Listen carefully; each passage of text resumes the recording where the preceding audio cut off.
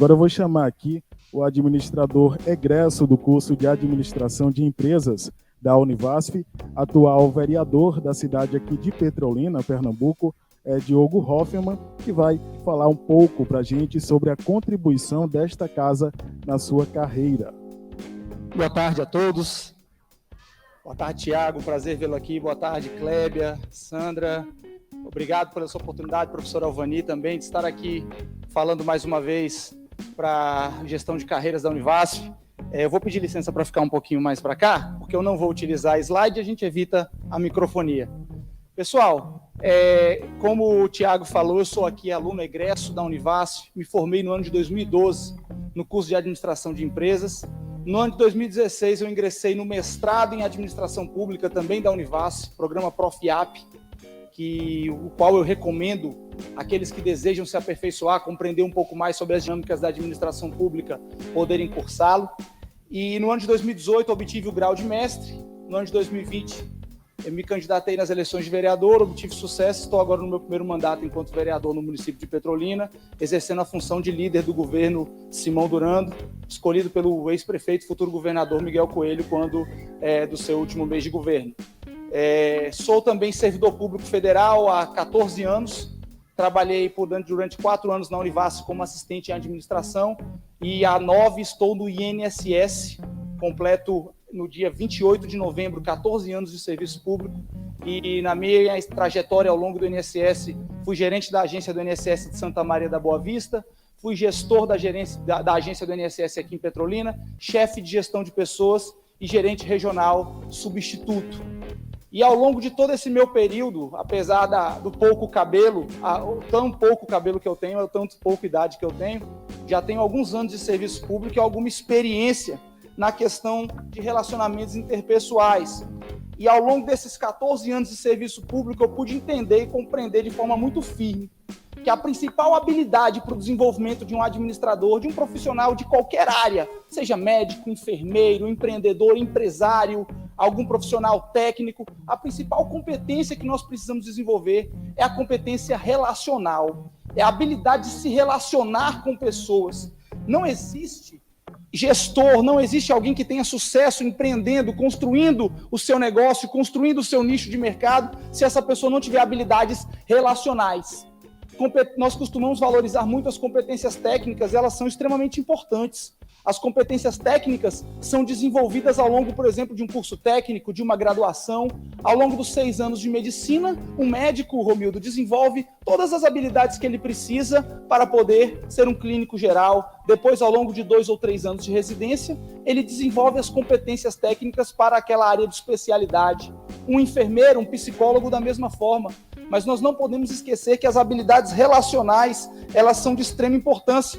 E não se constroem bons relacionamentos sem a habilidade de se desenvolver uma boa comunicação.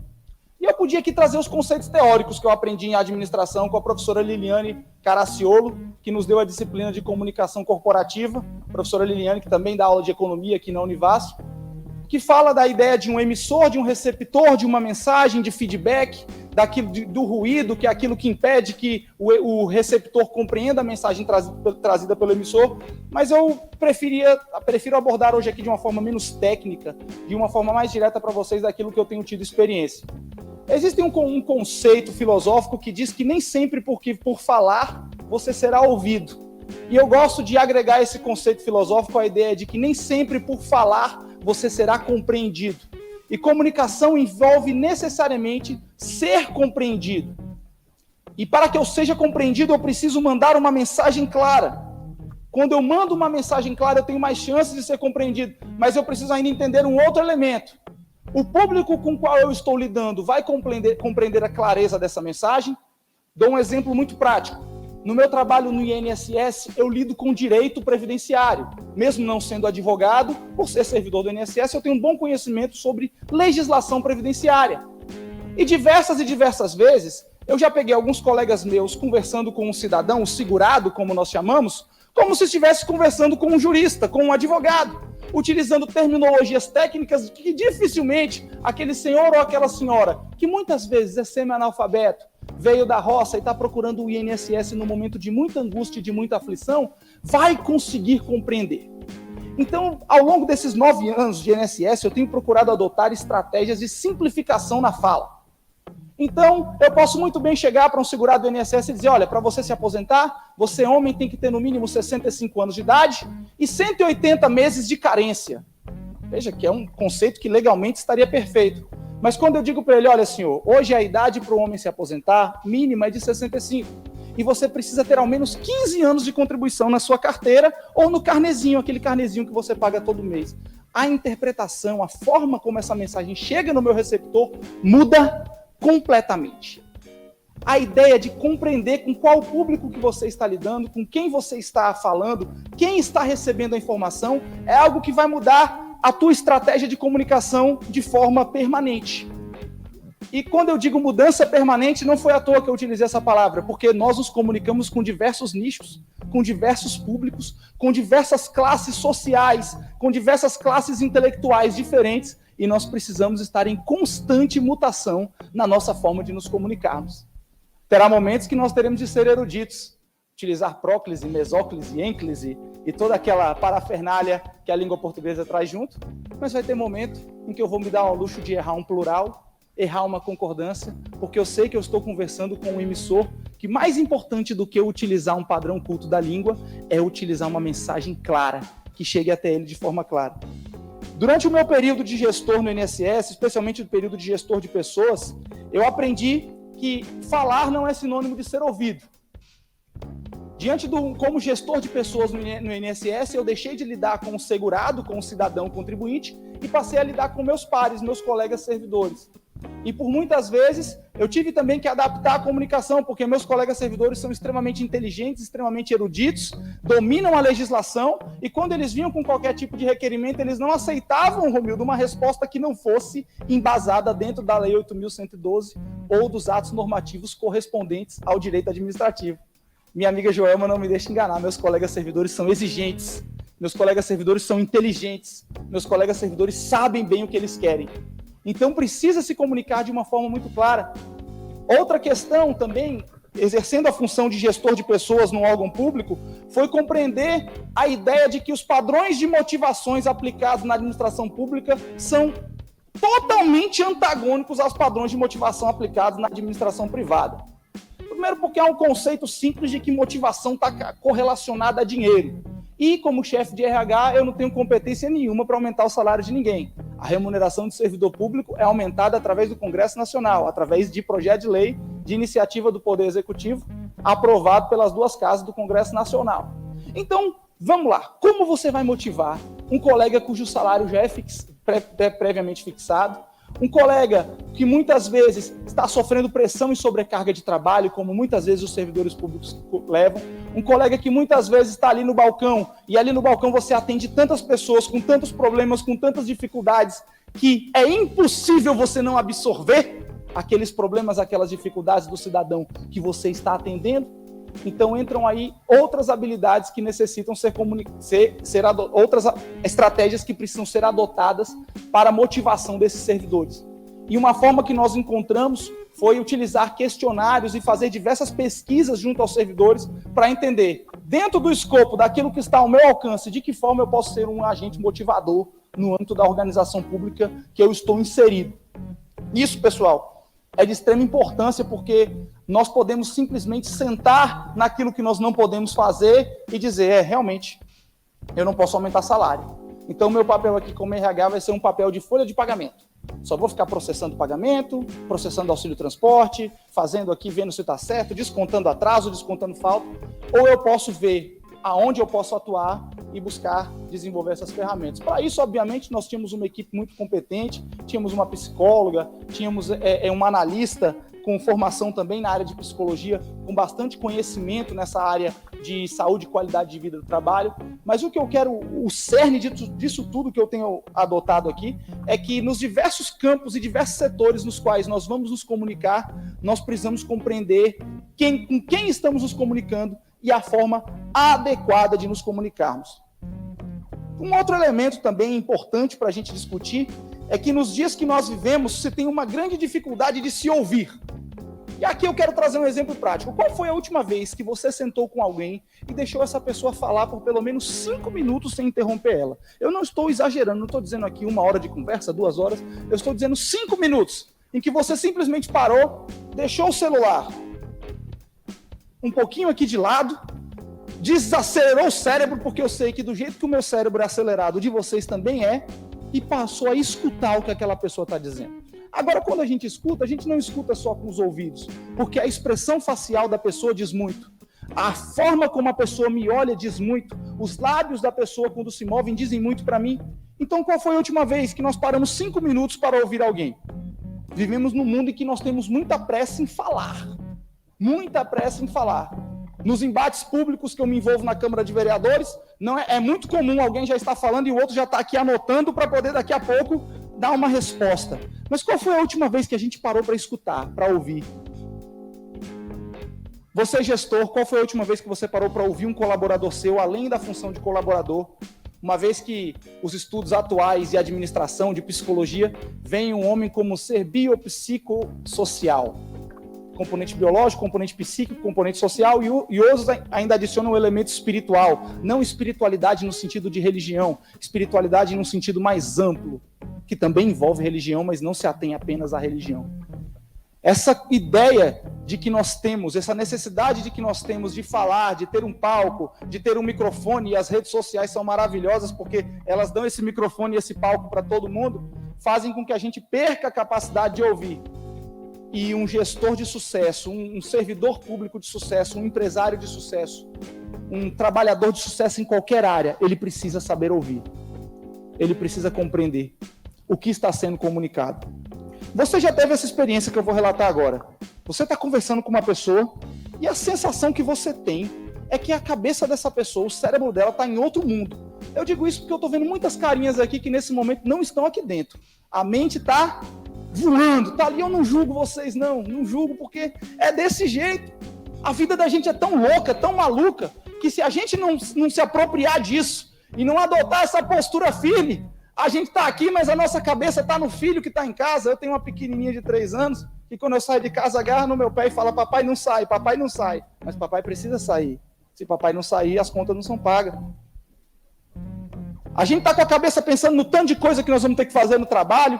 Alguns talvez estão pensando na curtição do sábado à noite. No meu caso, a minha curtição é um pouquinho diferente. Hoje à noite tem um culto, né? Estou pensando também já no culto que eu vou hoje à noite participar. Então todo mundo está pensando e está com o cérebro um pouco distante, isso é natural, mas a gente precisa compreender que vai ter momentos em que determinados colaboradores, determinados fornecedores, determinados parceiros, funcionários vão precisar simplesmente ouvir, falar. E nós vamos precisar simplesmente ouvir. E não é tão simples quanto parece.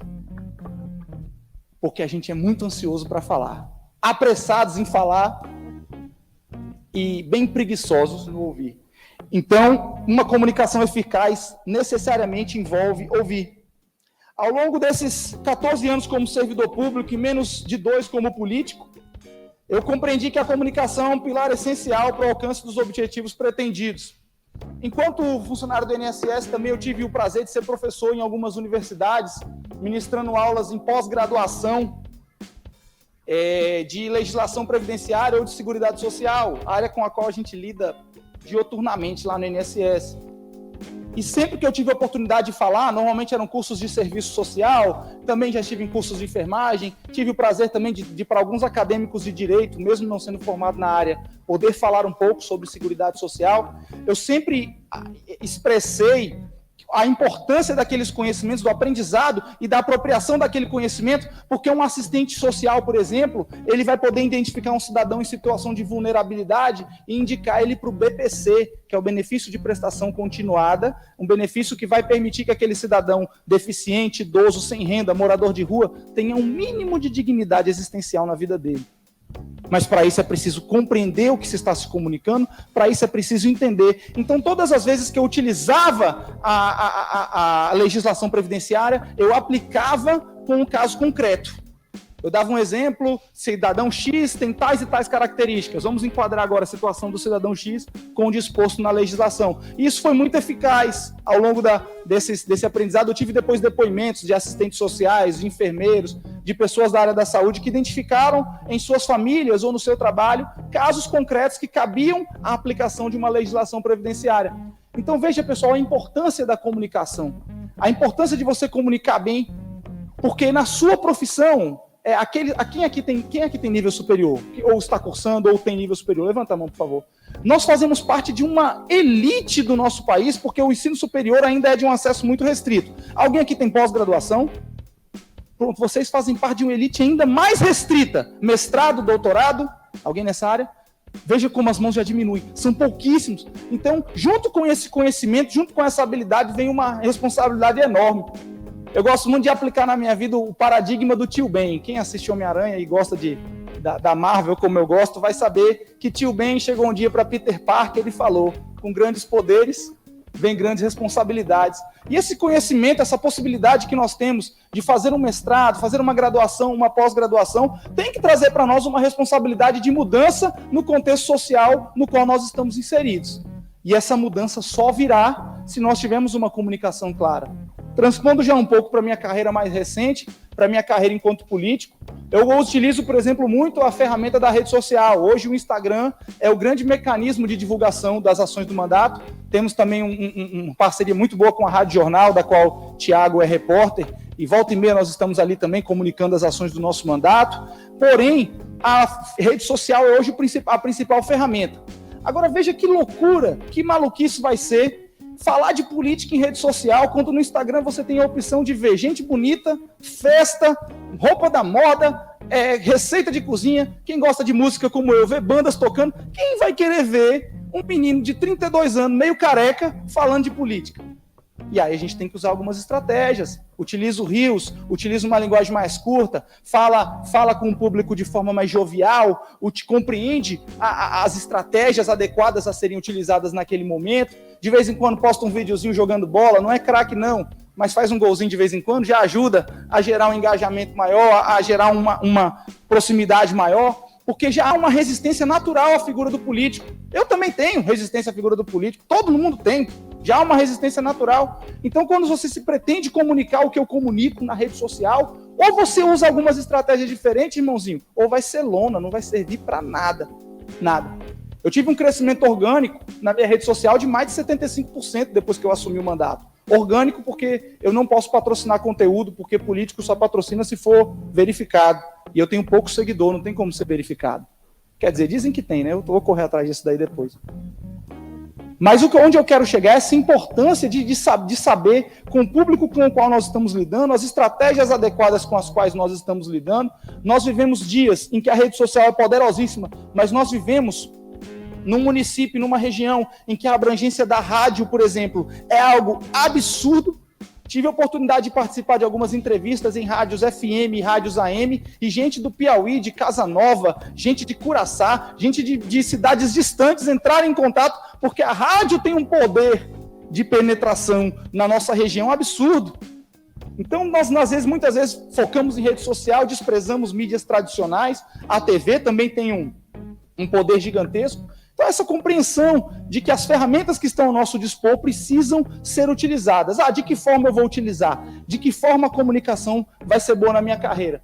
E eu tenho visto também, já para a gente caminhar para o encerramento, porque tem muita coisa boa para a gente ver aqui ainda hoje, e certamente um aprendizado muito bacana para todos nós, a gente compreender que comunicação envolve mais do que falar bem ou domínio de uma boa oratória. Muita gente confunde se comunicar com simplesmente ter o dom da oratória. Eu nunca fiz curso de oratória, mas eu sou evangélico desde pequenininho. Desde pequenininho eu toco teclado na igreja, eu prego na igreja. Então isso tudo termina fazendo com que você se comunique de forma mais fácil, naturalmente. A habilidade de oratória, para aqueles que não têm, pode e deve ser aprendida, mas não restringe a comunicação ao mero dom da oratória. Imagem, posicionamento, postura, tudo isso vai fazer com que você comunique uma determinada imagem. Eu vou dar aqui um exemplo para vocês na minha carreira enquanto político. Eu sou capixaba de nascimento. Vocês percebem que meu sotaque é um pouquinho diferente. Estou aqui desde adolescente em Petrolina mas ficou aquela mistura do capixaba com o pernambucano, que quando eu chego lá, o povo já sabe que eu não estou mais lá, e quando eu estou aqui, o povo sabe que eu não sou daqui. Então, eu fiquei sem pátria, né? Fiquei, meu Deus, uma pátrida. Fiquei sem uma raiz definida. Brincadeira, pessoal. Então, por exemplo, eu, capixaba, de um nicho cristão, evangélico, jovem, não adianta na minha estratégia política eu querer chegar numa determinada localidade que tenha mais os estereótipos sertanejo, o chão rachado e aquela coisa, botar um chapeuzinho nordestino e achar que eu vou estar abalando. O povo vai dizer, meu filho, esse não é você. Porque o seu posicionamento, a sua imagem, a sua história não te conduz até aqui. Da mesma forma, algum político que tem uma identificação mais popular, que tem aquela raiz mais popular, depois de eleito, se ele adotar o estilo almofadinha, camisa social, terno, gravata o tempo todo, ele não vai ser efetivo naquele que ele precisa comunicar, porque aquilo não vai ser a verdade dele. E nós vivemos uma época, né, os dias que nós vivemos, o parecer ser, parece ser mais importante do que ser. Mas não se iluda, parecer ser não é mais importante do que ser. Porque quando você é de verdade, as pessoas reconhecem. Então, praticamente desde os 15, 16 anos, eu uso essas camisetinhas de botão. Quando não estou no compromisso mais formal, uma camisa mais arrochadinha, né? Sandrinha disse que é para mostrar os músculos.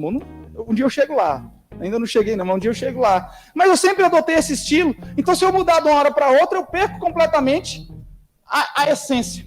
E muitas vezes, muitos políticos, muitos empresários, muitos profissionais em qualquer área alcançam um determinado patamar que indica que a carreira está indo num ponto de sucesso, mas perde isso, porque esquece de onde veio, esquece como chegou até lá e passa a adotar aquilo que as pessoas julgam que eles têm que adotar. Então, de agora em diante, se você é político, você tem que se vestir dessa forma e acabou. De agora em diante, se você é um grande empresário, você não pode andar de bermuda e chinelo mais não. Está proibido completamente agora de andar de bermuda e chinelo. E gera uma personalidade artificial. E eu vou dizer para vocês, pessoal, de artificialidade o mundo já está cheio. Está cheio, porque a gente olha para o Instagram, tudo que a gente vê é artificial. É difícil você ver uma coisa verdadeira. E hoje, quem é verdadeiro se destaca. Então, pessoal, esse é um pouco da experiência que eu queria compartilhar com vocês. Não vim falar aqui como técnico, vim falar aqui mais pela vivência, por aquilo. Falei com vocês mais com o meu coração do que com conhecimento técnico. Numa próxima oportunidade, nós podemos trazer uns slides, citar autor, citar bibliografia, mas eu acho que mais importante do que todo esse conhecimento técnico que a gente precisa ter é a gente aplicar ele e a gente ter essa vivência no dia a dia, viu? Valeu, galera. Um abraço.